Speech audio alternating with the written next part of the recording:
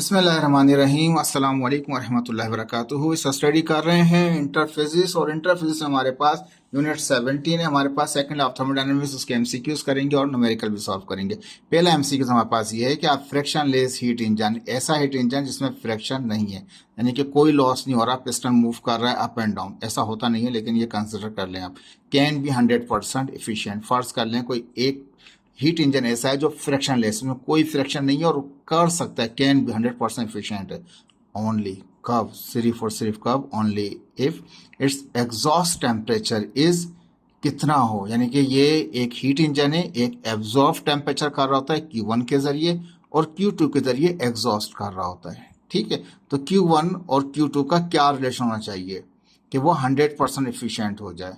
तो कहता है जो एग्जॉस्ट टेम्परेचर यानी Q2 जो आपके पास है, ये क्या होना चाहिए कि ये हीट इंजन 100% काम करे।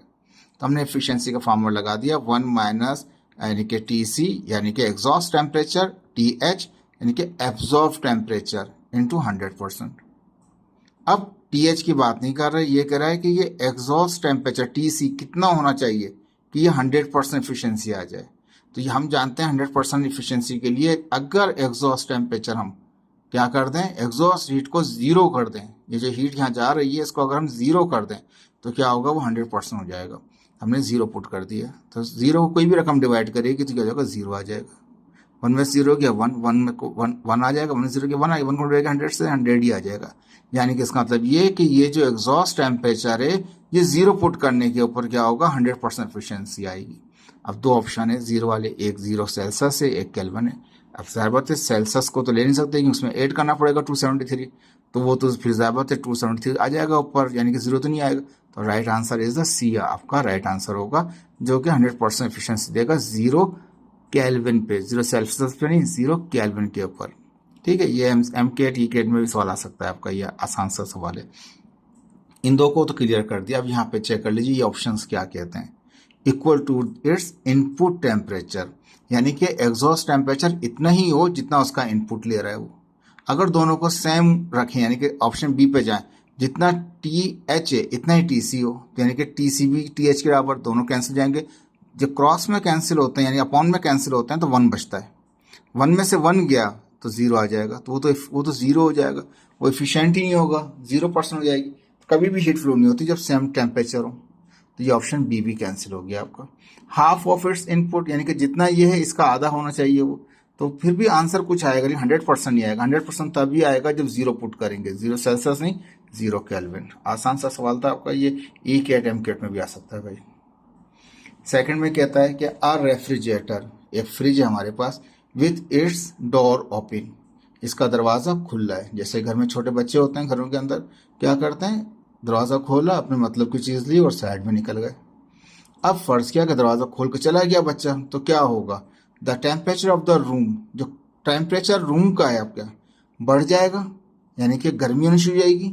फॉल, नीचे गिरना शुरू हो जाएगा, नीचे गिरेगा, टेम्परेचर कम होगा, ठंडक हो जाएगी।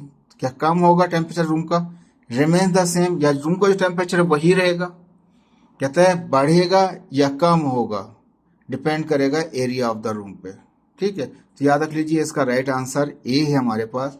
क्यों ऐसा राइट आंसर है कि टेम्परेचर बढ़ जाएगा। टेम्परेचर क्यों बढ़ जाएगा, तो याद रख लीजिए जब भी कोई बच्चा दरवाजा खोल के इस तरह निकल जाएगा तो जितनी भी रूम की हीट है वो सारी अंदर आएगी, अंदर ही जो इवेपोरेटर कॉइल होती है ये एब्जॉर्ब करेगी और कंप्रेसर के जरिए उसको बाहर निकाल देगी।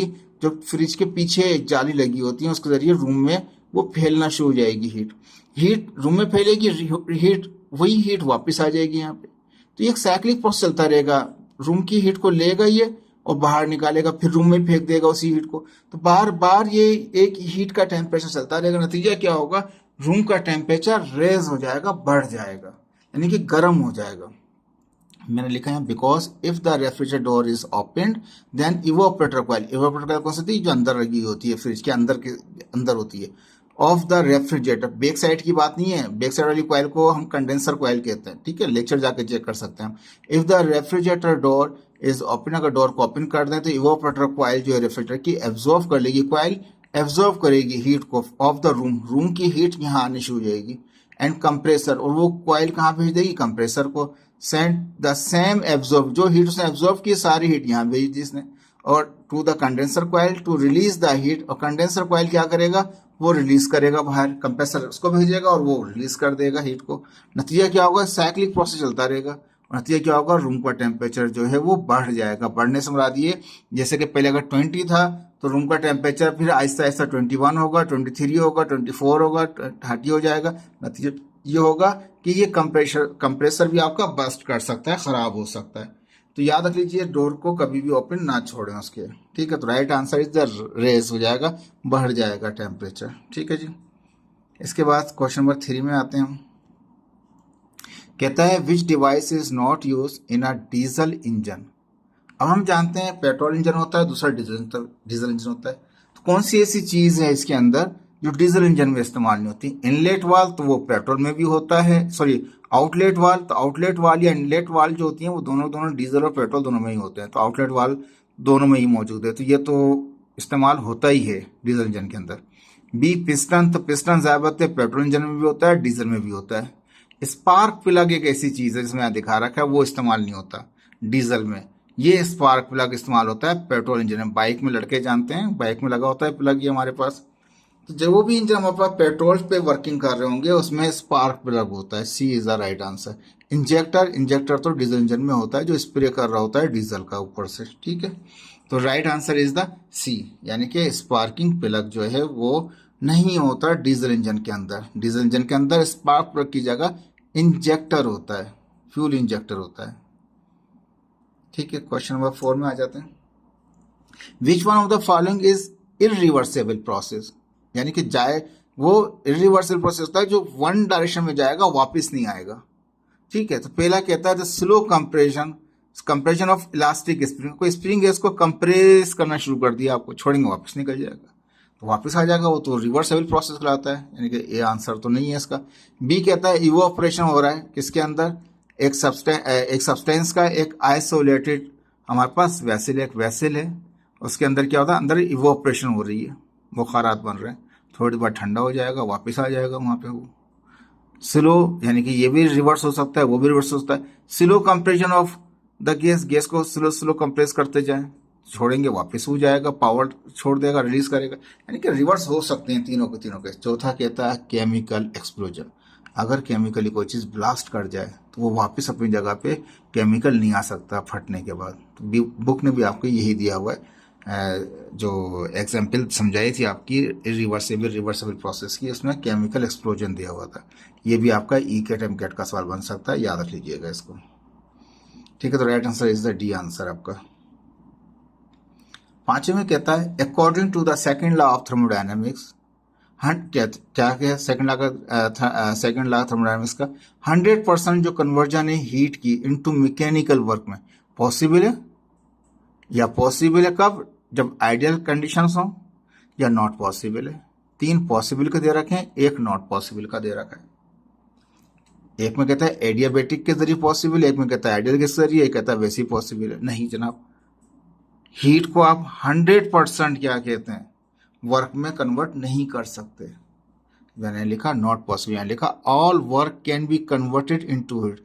तमाम वर्क से तो हीट पैदा कर सकते हैं, लेकिन तमाम हीट से आप टोटल वर्क पैदा नहीं कर सकते, लॉस हो जाएगा आपका, पॉसिबल नहीं है, नॉट पॉसिबल है आपका। सेकंड लॉ तो मना ही कर देता है कि 100% तो कन्वर्जन होती नहीं, 100% एफिशिएंट इंजन होता ही नहीं है, ठीक है। कार्नो इंजन जो है वो तो एक आइडियल बनाया हुआ है हमने, ठीक है जी। 6 में आते हैं, तो राइट आंसर इज द सी, इसका नॉट पॉसिबल है।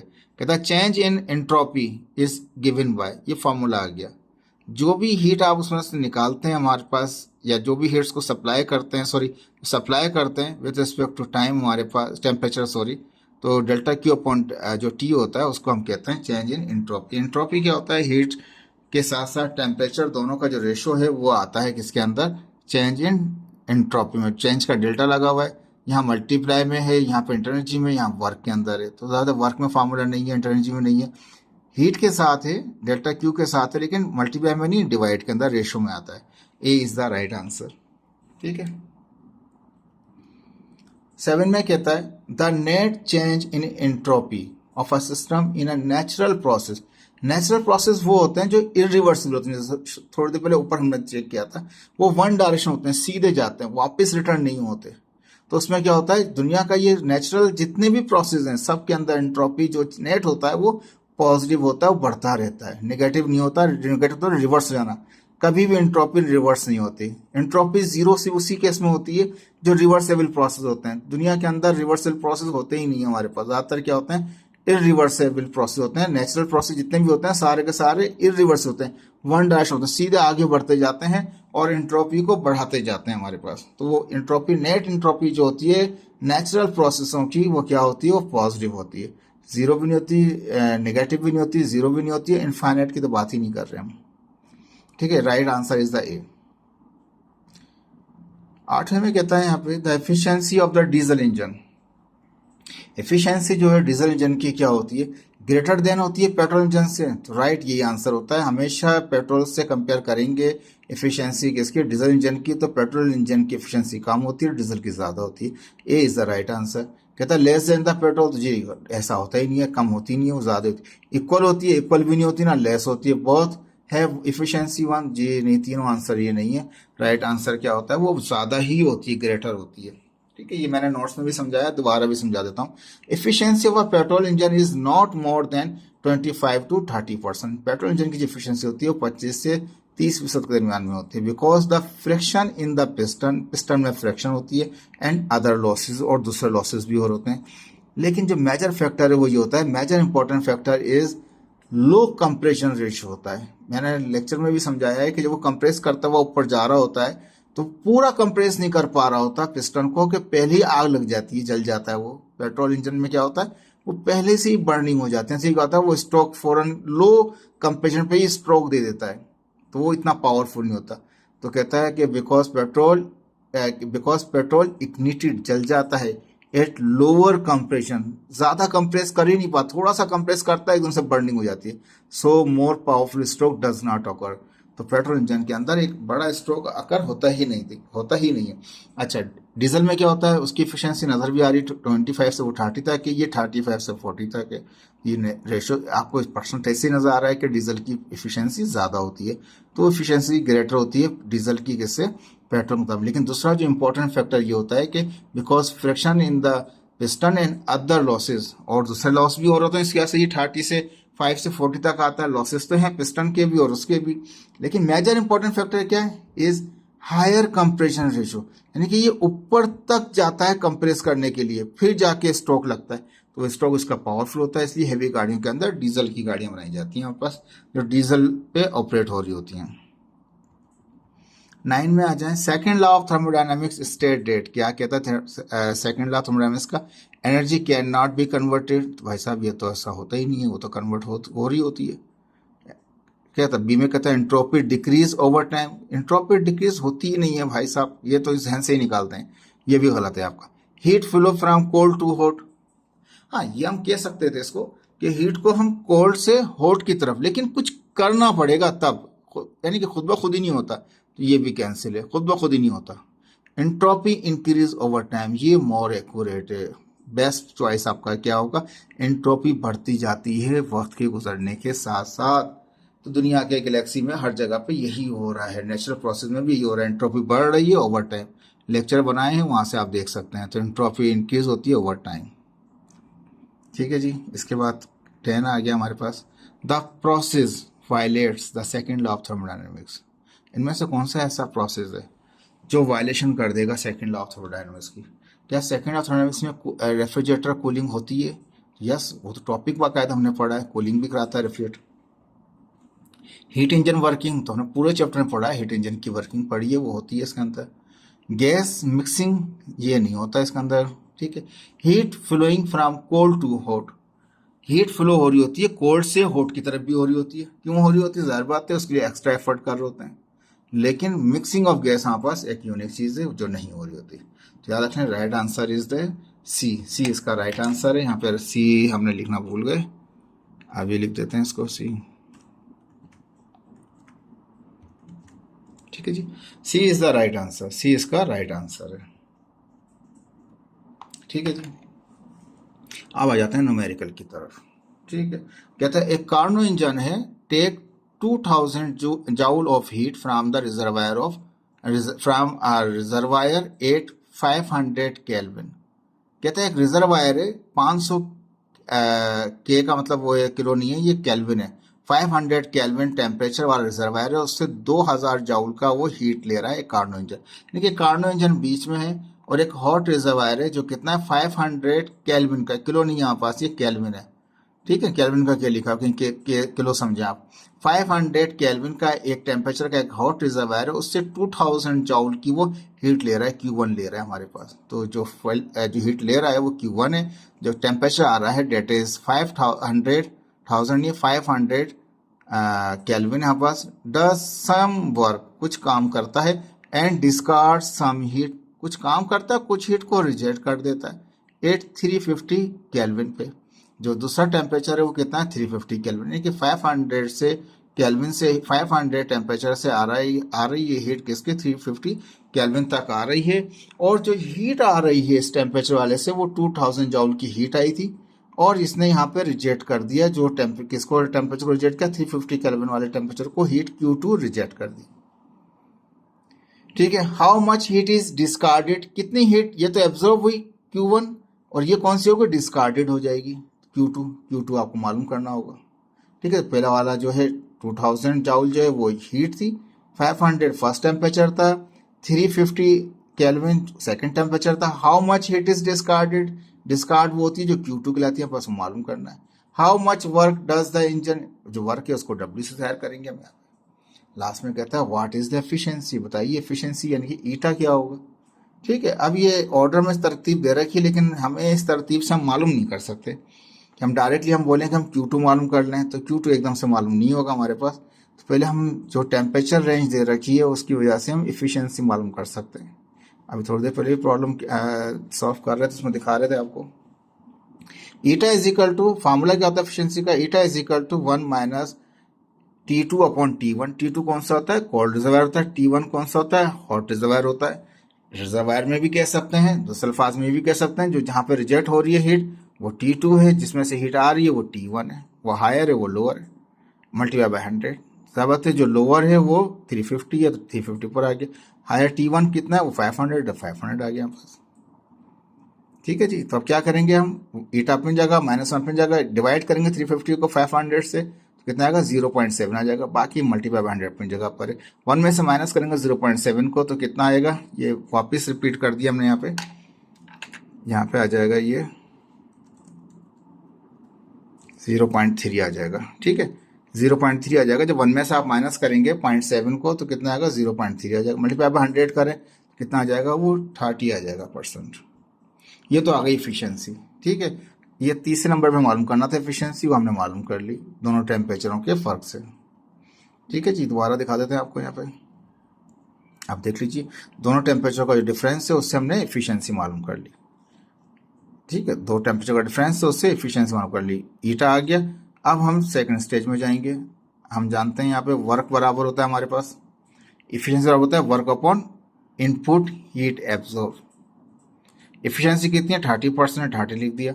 वर्क हमें मालूम भी नहीं है, हमें यहाँ पे वर्क अपनी जगह पे, हीट जो एब्जॉर्ब की थी वो 2000 थी जो सिस्टम को दे रहा था। दोबारा दिखा देते हैं आपको कितनी हीट दे रहा था वो 2000, Q1 इज इक्वल टू 2000। ठीक है जी, हमने क्या किया, वर्क की जगह वर्क रहने दिया, मालूम करना है जो हीट एब्जॉर्ब की थी वो 2000 थी। ठीक है, इसको ऐसे रहने दिया, जो परसेंटेज है वो मल्टीप्लाई बाय 100 करके आता है, जब साइन ऑफ परसेंटेज का हटाएंगे डिवाइड बाय 100 करना पड़ेगा आपको। ठीक है जी, तो मैंने यहाँ पर 30 को डिवाइड कर दिया 100 से, ये अपनी जगह पर। अब ये 2000 डिवाइड कर रहा है तो वहाँ जगह मल्टीप्लाई करेगा, वर्क मालूम कर देंगे, वर्क रह जाएगा यहाँ पे 2000 मल्टीप्लाई करेगा। ठीक है, 2 0 कट गए। ठीक है, 20 को मल्टीप्लाई कर दें 30 से, तो कितने आएगा 600 जाउल आ जाएगा। यानी कि वर्क भी निकाल लिया आपने, एफिशिएंसी निकाली। एफिशिएंसी के फॉर्मूले से क्या निकाला कि एफिशिएंसी होता है work upon input absorb heat, इस फॉर्मूले से आपने वर्क निकाल लिया। अब हम जानते हैं कि वर्क निकाल चुके हैं, अब आपको Q2 चाहिए, Q1 तो आपको दिया हुआ था, Q2 मालूम करना तो रिजेक्ट हीट हुई, W बराबर है Q1 माइनस Q2, वर्क बराबर होता है कितना, जो हीट का डिफरेंस है वो उसका वर्क होता है हमारे पास। ठीक है, अगर हम ये बोलें कि हमें Q2 मालूम करना है, तो Q2 को वहां लेंगे, माइनस का है वहां जाएगा तो ये प्लस का हो जाएगा, तो W वहां से यहाँ आएगा तो W यहाँ प्लस का, यहाँ पे आके माइनस का हो जाएगा, Q1 अपनी जगह पर है, तो Q2 वहाँ शेफिल कर दिया, Q2 माइनस का तो वहाँ जाके प्लस का हो गया, QW जो था वो प्लस का तो वो माइनस का हो गया। ठीक है जी। कितनी हीट दे रखी थी, वो एब्जॉर्ब की थी 2000। कितना वर्क हुआ अभी थोड़ी देर पहले ऊपर निकाला 600, माइनस करें 1400 जॉल का उसने क्या हुआ, हीट रिजेक्ट कर दी इसने। 30% इफिशियंसी थी, अभी आपने थोड़ी देर पहले खुद देखा। ये था आपका क्वेश्चन 1। ठीक है, अब क्वेश्चन नंबर 2 पे चलते हैं। कहता है 1 kg of ice, 1 kg ice से तो मास कितना आ गया, 1 kg आ गया। किसका, 0 डिग्री सेल्सियस के ऊपर इज मेल्टेड, पिघलता है, and convert water at 0 degree Celsius पे वो कन्वर्ट हो जाता है। तो टेम्परेचर कितना है, 0 सेल्सियस, ये दोनों ही वही दे रखा है इसने। तो सेल्सियस को हम केल्विन करेंगे कन्वर्ट, 273 ऐड कर देंगे, 273 के आ गया, केल्विन आ गया। तो मास दे रखा था और टेम्परेचर आपको कंप्यूट कीजिए। It's change in entropy, change in entropy को डेल्टा एस, एस तो एंट्रोपी होता है, चेंज का मतलब क्या होता है, डेल्टा आ जाता है हमारे पास। अब याद रख लीजिए, जब भी कोई चीज़ हीट, जैसे कि बर्फ होगा तो उसमें से लेटेंट हीट ऑफ फ्यूजन होता है हमारे पास।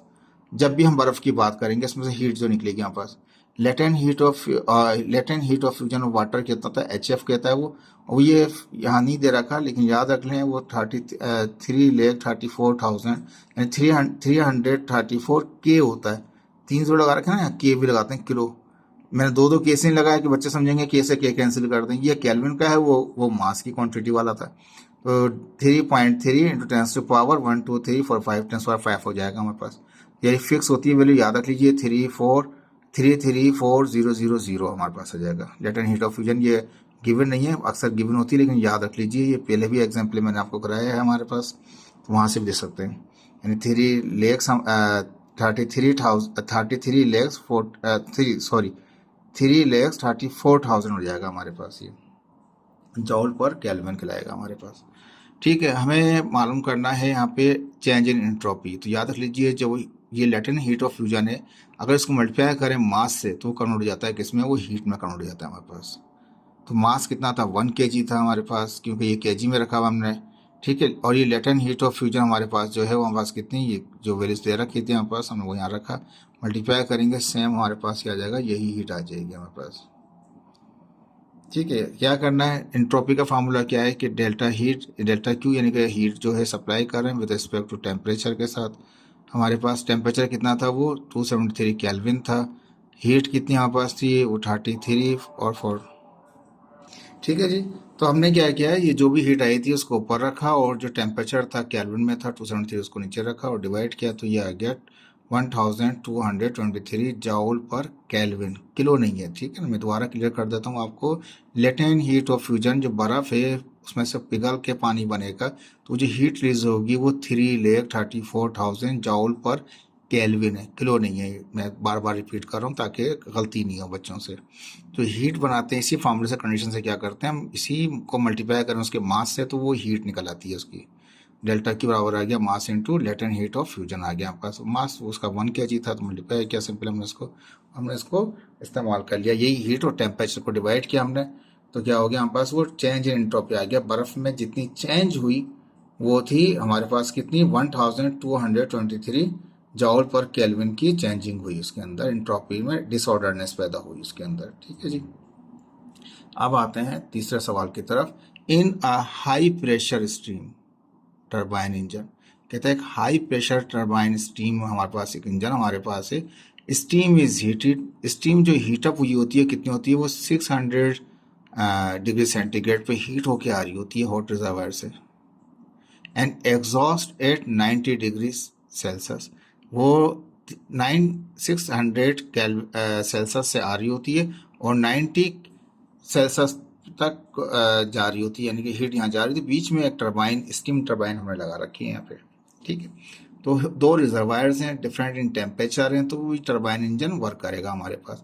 दूसरे अल्फाज में ये कह लें कि जो स्टीम टरबाइन इंजन है ये एब्जॉर्व कर रहा होता है किस हीट को, हीट तो Q1 है हमारे पास। ठीक है, किस टेम्परेचर की हीट आ रही है वहाँ पास, वो टेम्परेचर कितना 600 जॉल किस में से हीट आ रही है, और वो 90 सेल्सियस की हीट को वो रिलीज कर रहा है कोल्ड बॉडी की तरफ, और आगे हम वर्क कर रहे हैं हमारे पास। ठीक है, तो कहता है कि एक हाई प्रेशर, बहुत प्रेशर के साथ आ रहा होता है, स्टीम होती है, यानी कि वेपर फॉर्म में होती है हमारे पास गैस, यानी कि वाटर होता है हमारे पास।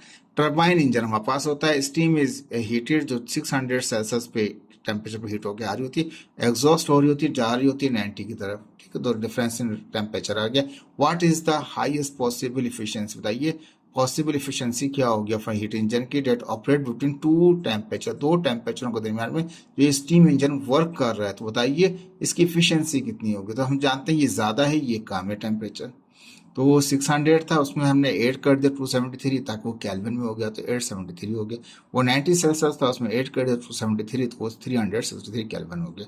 इफिशियंसी मालूम कर रहा था हम वहाँ पे, हाईएस्ट पॉसिबल इफिशियंसी कितनी, ईटा। ईटा होता है 1 माइनस, ये हीट रिजेक्ट होती है जो T2 होती है हमारे पास, और ये एब्जॉर्ब होती है T1 इंटू 100, ठीक है। तो T2 कितना हमारे पास है 363 है हमारे पास, और T1 कितना हमारे पास है 873। डिवाइड करें, बाकी ऐसे आ गया 100 हमारे पास, 1 माइनस डिवाइड करें 0.415 आ गया, माइनस करें 1 में से तो 0.585 आ गया हमारे पास, ठीक है जी। तो क्या हुआ यहाँ पे, ये डिवाइड किया हमने 0.415 आ गया, 1 में से माइनस किया तो 0.585 आ गया, मल्टीप्लाई बाय 100 करेंगे तो 58.5% काम करेगा। क्योंकि आप देख लें यहाँ पे बहुत ज़्यादा टेम्परेचर है, बहुत ज़्यादा हॉटेड है वो, और ये कोल्ड टेम्परेचर इतना ज़्यादा हॉटेड नहीं है, इसमें टेम्परेचर डिफरेंस ज़्यादा है तो क्या होगा, वो ज़्यादा ही अच्छा वर्क करेगा हमारे पास वहाँ पे। तो परसेंटेज कितना आ गया 58.5% आ गया हमारे पास। तो स्टीम आ रही थी वहाँ से हॉटनेस से इंजन के अंदर, और रिजेक्ट कर रहा था 90।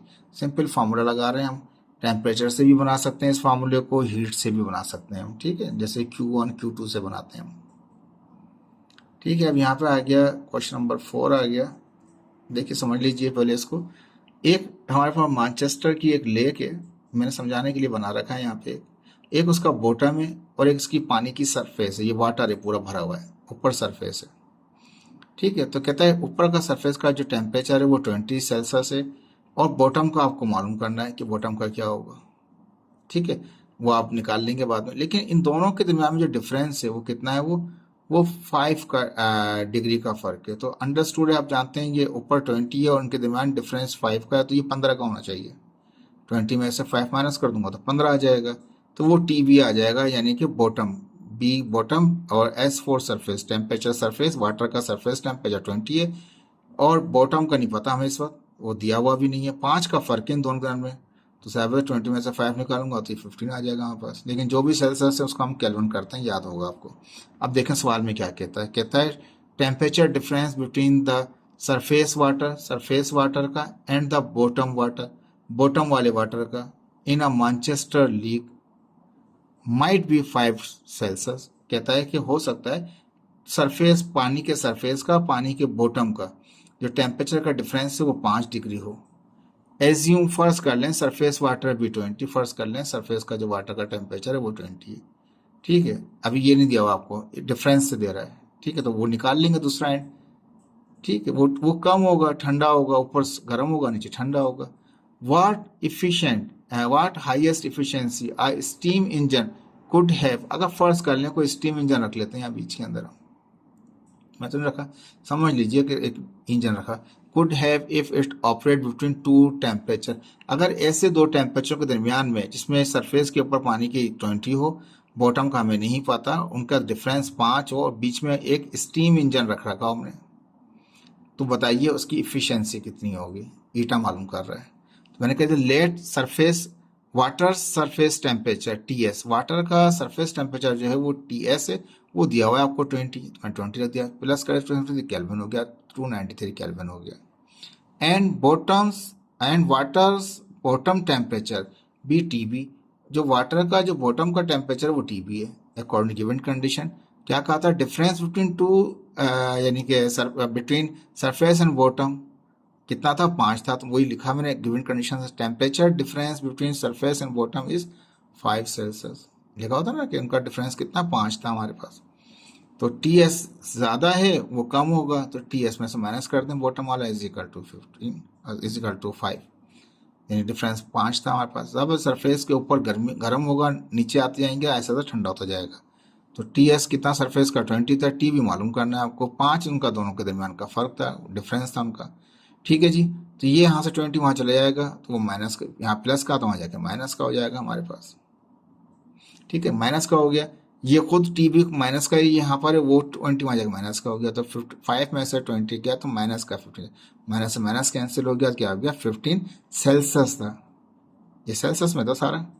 ठीक है, प्लस करेंगे 273 और 20 मैंने केल्विन को इस्तेमाल किया, यहाँ पे सेल्सियस इस्तेमाल किया क्योंकि वो सेल्सियस डिफरेंस था, तो ये सेल्सियस में ही आंसर आएगा। प्लस करेंगे 273 तो केल्विन बन जाएगा। ठीक है, 288 हो गया। अब एफिशिएंसी फार्मूला आपको पहले ही पढ़ चुके हैं आप, वो सिंपल है हमारे पास। हम जानते हैं एफिशिएंसी फार्मूला क्या होता है, ईटा बराबर होता है 1 माइनस हमारे पास cold temperature hot temperature. TB जो है ऊपर आ जाएगा, वो नीचे का है, बॉटम का है। ठीक है ना, तो वो कम है टेम्परेचर, टी एस ज़्यादा है, सरफेस का ज़्यादा, मल्टीप्लाई बाय 100। नीचे लोअर होता है टेम्परेचर, ऊपर हायर होता है। ये फार्मूला याद करने का तरीका कार है आपका। नीचे हीट एब्जॉर्ब वाली होती है, ऊपर हीट रिलीज वाली होती है। हीट रिलीज होती है वो कम होती है, हीट एब्जॉर्ब ज़्यादा होती है। ठीक है, अब 1 अपनी जगह पे, माइनस अपनी जगह पे। टी एस सरफेस का वो हमने देखा था ऊपर, केल्विन कन्वर्ट किया था उसको हमने। ठीक है ना, 20 था, 20 को केल्विन कन्वर्ट किया था 293, तो यानी कि नीचे क्या आ जाएगा 293 आ जाएगा। दोबारा आते हैं, टी एस क्या आ जाएगा 293 आ गया, और टी भी सरफेस का वो 288 निकाला भी हमने, डिफरेंस के फार्मूले से जो दिया हुआ था उसने, खुद कहा हुआ था कंडीशन, हमने तो कुछ नहीं किया। मल्टीप्लाई 100, 1 अपनी जगह पर डिवाइड करेंगे 0.982 आ गया, माइनस करें 0.982 को, तो 1 में से माइनस करेंगे 0.018 आ जाएगा। मल्टीप्लाई 100 करेंगे 1.8, बहुत ही कम इफिशियंट होगा, 1.8% इफिशियंसी होगी, ज़्यादा होगा क्यों पानी के अंदर चला रहे हैं आप उसको। ठीक है जी, आसान था, मुश्किल नहीं था आपका ये। अब 5वां सवाल आता है इसका, कहता है heat engine works at rate of 500 kilo, kelvin नहीं है, किलो वाट है हमारे पास। ठीक है जी, तो the efficiency of the engine is 30%। कहता है कि एक हीट इंजन है जो काम कर रहा है किस रेट से, यानी कि रेट मीन्स पावर से, किस पावर से 500 किलो, केल्विन नहीं है, किलो वाट है। ठीक है, तो पावर से काम कर रहा है, उसकी इफिशियंसी 30% है, 70% ज़ाया कर रहा है। Calculate the loss of heat per hour, बताइए कितनी हीट वो लॉस करेगा हमारे पास। ठीक है, तो ये पावर दे रखा था पहले, P इज इक्वल टू कितना, मैंने यहाँ पे दिखा दिया, हॉट रिजर्वर और कोल्ड रिजर्वर में एक हीट इंजन है जो वर्क कर रहा है हमारे पास, और पावर कितना है वो 500 किलो वाट है, तो P is equal to 500 kilo watt. Kilo का मतलब है 1000, वाट का मतलब वाट ही अपने पास है। ठीक है, अब ये 2 जीरो ये हैं, 3 जीरो ये हैं, तो कितना हो जाएंगे, ये 5 जीरो के साथ हो जाएगा वाट हमारे पास। ठीक है, अभी यहाँ पे क्या एफिशिएंसी कितनी 30% थी, परसेंटेज को खत्म करेंगे तो डिवाइड बाय 100 करते हैं, परसेंटेज आता है मल्टीप्लाई करके, जब परसेंटेज को कन्वर्ट करेंगे वापस नॉर्मल तो डिवाइड करना पड़ेगा 100 से, परसेंटेज खत्म हो जाएगा डिवाइड करने पे। 100 से डिवाइड किया 30 को तो परसेंट साइन खत्म हो गया, तो कितना हो गया 0.3 आ गया।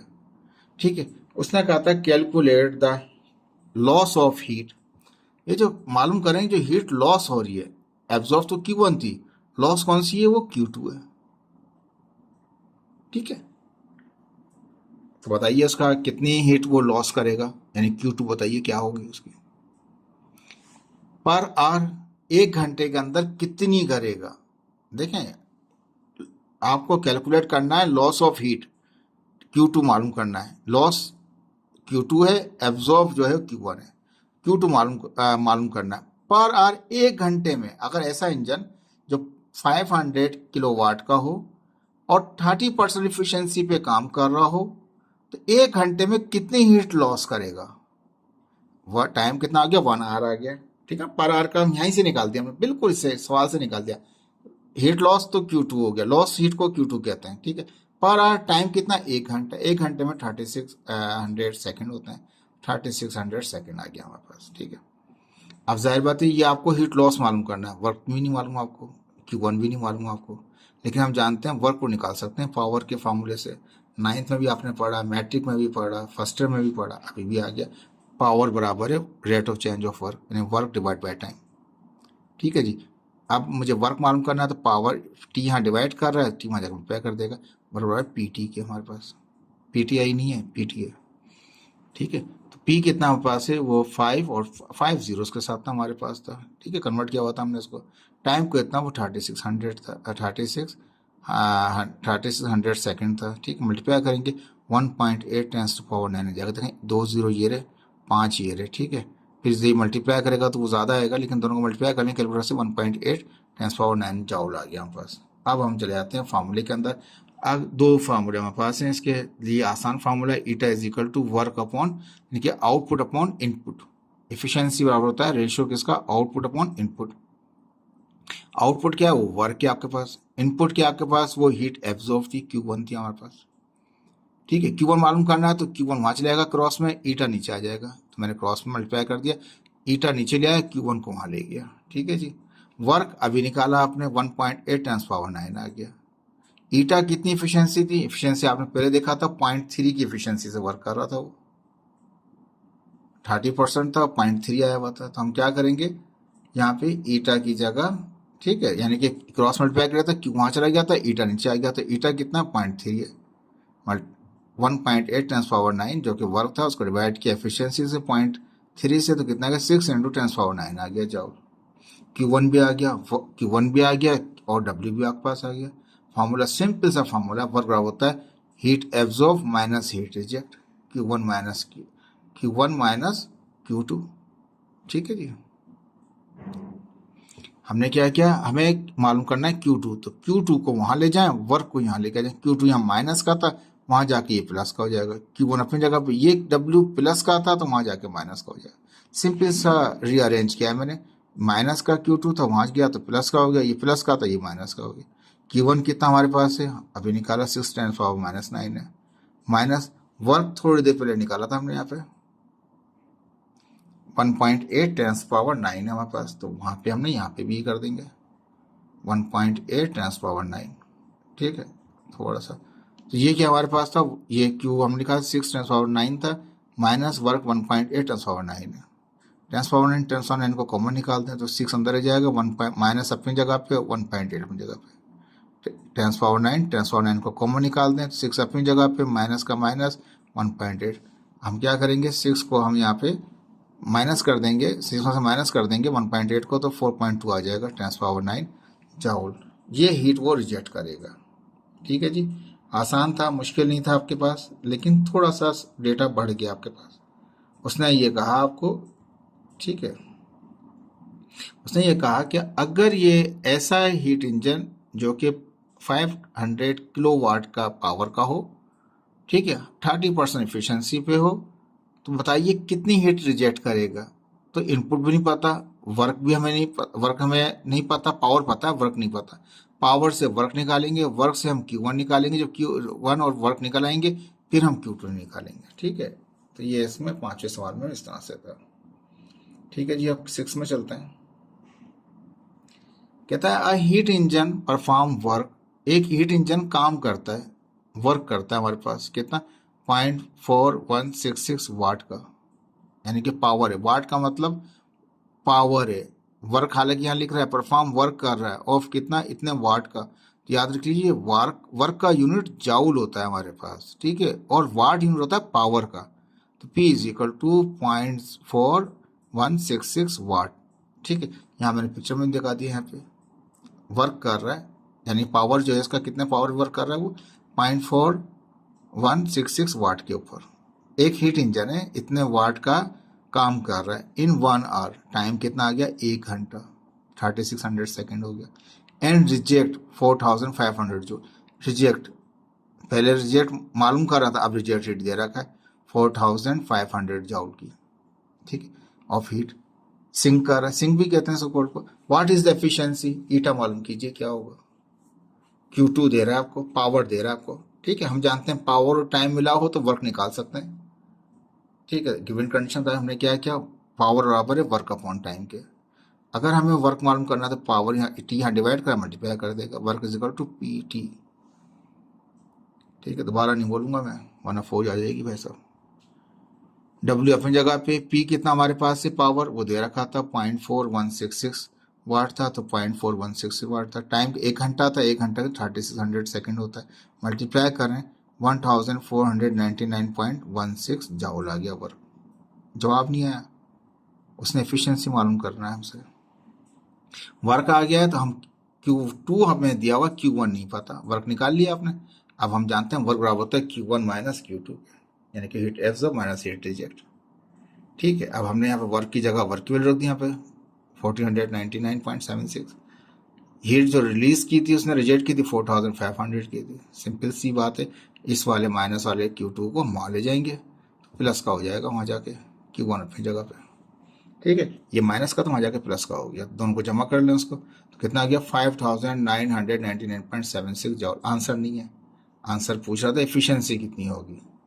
रिजेक्ट हीट दिया हुआ था आपको, पावर दे रखा था सिर्फ।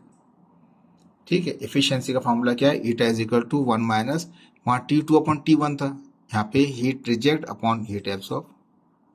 T2 हीट रिजेक्ट होता था, T1 heat absorb, temperature absorb heat का होता था Q1 मल्टीप्लाई बाय 100।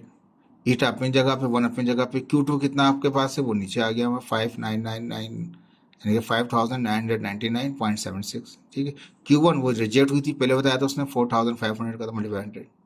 1 अपनी जगह पे 4500 डिवाइड करें 5999.76 से डिवाइड करें उसको, 0.75 आ जाएगा।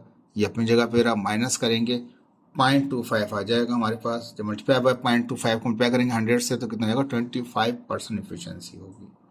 देखें दोबारा बता देता हूँ इसमें क्या क्या है। हमने यहाँ पे पावर दिया हुआ था हमें, ठीक है, हीट रिजेक्ट हो रही थी 4500 की, कहता है बताएं ये एफिशिएंसी कितनी होगी इस इंजन की।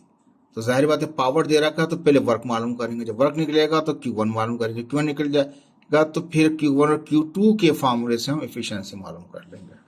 यही क्या है, हमने पहले पावर से हमने वर्क निकाला है, जब वर्क आ गया है उससे हमने Q1 निकाला है, Q2 और Q1 की मदद से हमने एफिशिएंसी निकाली है। T1 T2 नहीं था हमारे पास यहाँ पे। ठीक है जी, सेकंड लास्ट क्वेश्चन आ गया हमारे पास। अ कार्नो इंजन है, ऑपरेट कर रहा है बिटवीन टू रिजर्वायर, एक टेम्परेचर 850 केल्विन का है, 850 केल्विन का, दूसरा वाला 300 केल्विन का है। इसके दरमियान में एक कार्नो इंजन रखा हुआ है, परफॉर्म करता है 1200 जूल का वर्क। जो वर्क है W, पावर नहीं है। आप देखें पहले जो सवाल करते P आ रहा था, पावर आ रहा था, वर्क नहीं आ रहा था। वर्क कितना 1200 जूल का वर्क दे रखा है इन ईच साइकिल, हर which take 0.25 second, 25 second 0.25 second बाद दोबारा ये काम शुरू हो जाता है, रिपीट हो रहा होता है। ठीक है, टाइम भी दे दिया, T1 T2 भी दे दिए और W भी दे दिया, 3-4 चीज़ दे दिया हमको, T1 T2 W और टाइम। एक साइकिल का टाइम कितना है वो 0.25 सेकेंड है। What is the efficiency of the engine, eta मालूम करना है पहले। फिर कहता है एवरेज पावर, अब क्या देखो वर्क दे रखा था, अब पावर पूछ रहा है तो वही फार्मूला, वर्क और टाइम को इस्तेमाल करेंगे, पावर निकल आएगा। तो पी भी मालूम करना है। दूसरे में, तीसरे में how much energy is extracted as a heat from the hot reservoir, hot reservoir से कितनी हीट आई Q1, एक्सट्रैक्टेड हीट Q1। दूसरे में कहता है how much energy is delivered as a heat to the lower reservoir, कितनी heat उसने lower reservoir को दी। Q1 भी एब्जॉर्ब, Q1 भी मालूम करना है, Q2 भी मालूम करना है, पावर भी मालूम करना है, एफिशिएंसी मालूम करनी है। तो सिंपल सा फार्मूला T1 T2 मिले में सबसे आसानी से हम एफिशिएंसी निकाल सकते हैं। एफिशिएंसी फार्मूला क्या है, 1 minus T2 upon T1, lower temperature divide by higher temperature multiply by 100। Lower कितना है 300 है, हायर कितना था 850 था। दोबारा दिखा देते हैं आपको। ठीक है, वो हायर था, ये लोअर था, तो लोअर डिवाइड बाय हायर। ठीक है, T2 upon T1, 300 kelvin 850 kelvin. ठीक है, मल्टीप्लाई बाय 100, कुछ भी नहीं करेंगे यहाँ पे, सिंपल 1 अपनी जगह पे माइनस अपनी जगह पे, ये जो रकम है डिवाइड हो रही थी 300 को डिवाइड किया इससे तो कितना है 0.3529 आ गया, मल्टीप्लाई 100 अपनी जगह पे। 1 में से माइनस कर दें तो 0.6471 आ गया, इसको मल्टीप्लाई 100 से करें 64.71% आ गया हमारे पास, 64% वर्क करेगा ये। तो पहला वाला एफिशिएंसी निकल गई आपकी। दूसरा पावर है, पावर का फॉर्मूला आप जानते हैं, बराबर आता है वर्क डिवाइड बाय टाइम। ठीक है, वर्क कितना था 1200 जूल का वर्क करता है और कितनी देर में कर रहा था, साइकिल रिपीट हो रहा था, वो 0.25 सेकंड में साइकिल रिपीट हो रहा था। डिवाइड करें इसको तो 4800 आ गया वाट, यानी कि 4.8 × 10³ वाट हो गया हमारे पास। इसको चाहें तो केल्विन किलो में भी कर सकते हैं, 4.8 kW भी कह सकते हैं आप, जो भी कर सकें। अब इसके बाद आ गया हमें Q1 जो एब्जॉर्ब हीट कर रहा है। तो हम इफिशियंसी जानते हैं आउटपुट अपॉन इनपुट। आउटपुट तो वर्क है, इनपुट कौन सी जो हीट एब्जॉर्ब कर रहा होता है। इफिशियंसी कितनी है 64.71%, अभी निकाला है ऊपर। कितना वर्क कर रहा था 1200 का है, Q1 मालूम करना है हमारे पास। परसेंटेज खत्म करेंगे, डिवाइड बाय 100 कर देंगे, ये ऐसी कैसी रहने दी हमने।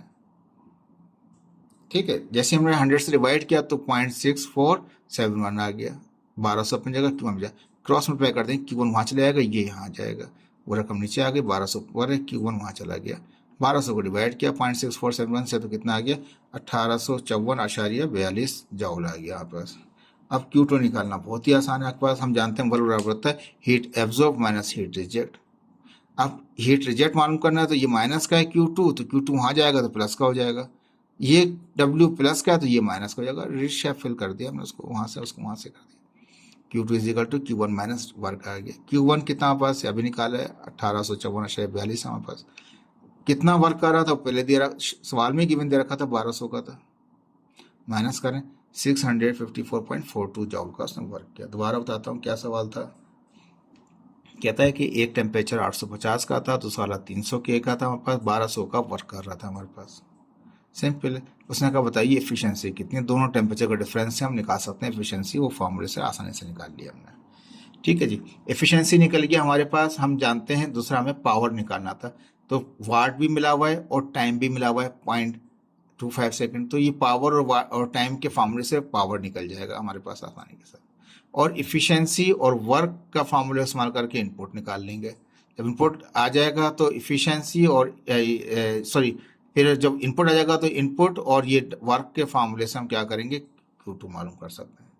तो पहले टेम्परेचर डिफरेंस से एफिशिएंसी निकाला, पावर और टाइम के उससे यानी कि वर्क और पावर टाइम के इससे पावर निकाल लिया हमने। फिर हमने इफिशिएंसी आउटपुट अपॉन इनपुट से हमने Q1 निकाल लिया, और वर्क के फॉर्मूले से हमने क्या निकाल लिया यानी कि Q1 माइनस Q2 वाले फॉर्म से Q2 निकाल लिया। ठीक है जी, अब आ गया हमारे पास 8वां सवाल, इसका लास्ट क्वेश्चन। वही कार्नो इंजन है, एब्जॉर्व करता है 52 के, ये के यानी किलो जाउल, ये जो हीट एब्जॉर्व करता है एज ए हीट, ये ही जाउल है ना, एनर्जी है, एज ए हीट।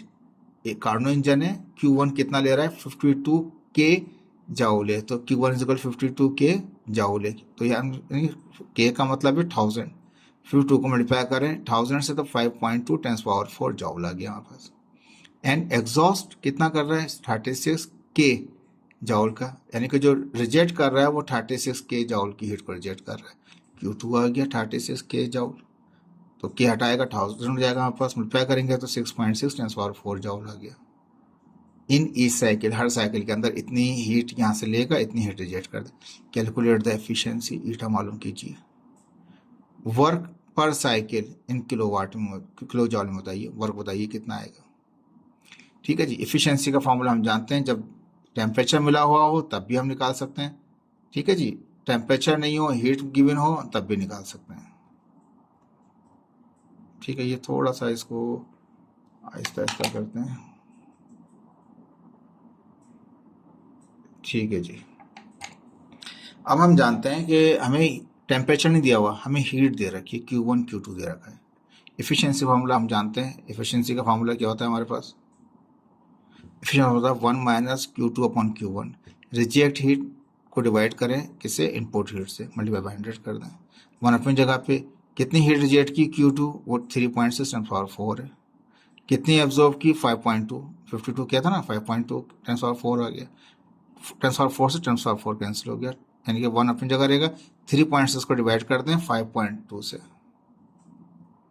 तो 3.6 को डिवाइड किया 5.2 से तो कितना आ गया हमारे पास 0.6923 आ गया। 1 अपनी जगह पर है, माइनस अपनी जगह पर है, जिस रकम को डिवाइड किया तो वो आ गया 0.6923 आ गया, मल्टीप्लाई बाय 100 हो गया। ठीक है जी, अब हम इसको माइनस करेंगे तो 0.3077 आ गया, मल्टीप्लाई बाय 100, मल्टीप्लाई बाय 100 करेंगे इसको तो 30.77 आ जाएगा हमारे पास। ठीक है जी, एफिशिएंसी आ गई। Q1 Q2 दे रखा था, वर्क मालूम कर रहा है आपको, तो जाहिर बात है Q1 में से Q2 माइनस कर दें तो वर्क निकल आता है। 5.2 10⁴ थी और वो कितना 3.6 10⁴ थी। 10⁴ को इससे पहले हमने कॉमन निकाला था, यहाँ भी कॉमन निकाल दिया, 5.2 रहने दिया, माइनस अपनी जगह पे 3.6 माइनस करें 1.6 10⁴ आ गया, मल्टीप्लाई कर दें इसको 16 1000 जॉउल हो गया, यानी कि किलो में करेंगे तो किलो जॉउल हो गया, 16 किलो जॉउल। आसान था, मुश्किल नहीं था। देखिए इसकी प्रैक्टिस कीजिएगा, शेयर भी कीजिए, सब्सक्राइब भी कीजिए और जुड़े रहिए। आपका अपना चैनल है। Thank you so much. अल्लाह हाफिज़।